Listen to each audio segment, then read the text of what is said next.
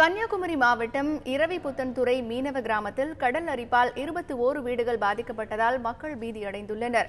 கன்னியாகுமரி மாவட்டத்தின் கடந்த சில நாட்களாக கடல் சீற்றமாக காணப்படுகிறது. இரவிபுத்தன்துறை மீனவ கிராமத்தில் கடல் சீற்றத்தால் 21 வீடுகள் முற்றிலுமாக பாதிக்கப்பட்டுள்ளன. கடல் அரிப்பால் வீடுகளை இழந்தவர்கள் உறவினர்களின் வீடுகளில் தஞ்சமடைந்துள்ளனர். கடல் அரிப்பு குறித்து தகவல் கொடுத்தும் அரசு அதிகாரிகள் இதுவரை எந்த நடவடிக்கையும் எடுக்கவில்லை என பாதிக்கப்பட்டவர்கள் புகார் தெரிவிக்கின்றனர். எவ்வளவு குடும்பம் 4 குடும்பம் இதுல வசித்து வந்தோம்.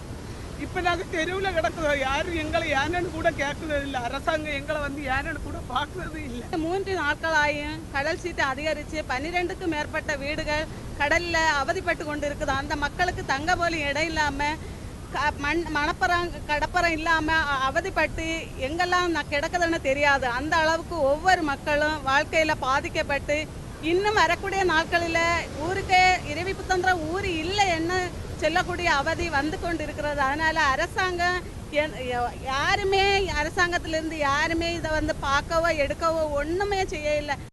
இந்த நிலையில் இரவிபுத்தன்துறை மீனவ கிராமத்திற்கு சென்ற கிள்ளியூர் எம்எல்ஏ ராஜேஷ்குமார் கடல் அரிப்பால் வீடுகளை இழந்தவர்களை சந்தித்து ஆறுதல் கூறினார். கடல் அரிப்பை தடுக்க நடவடிக்கை எடுக்கப்படும் என அவர் உறுதியளித்தார்.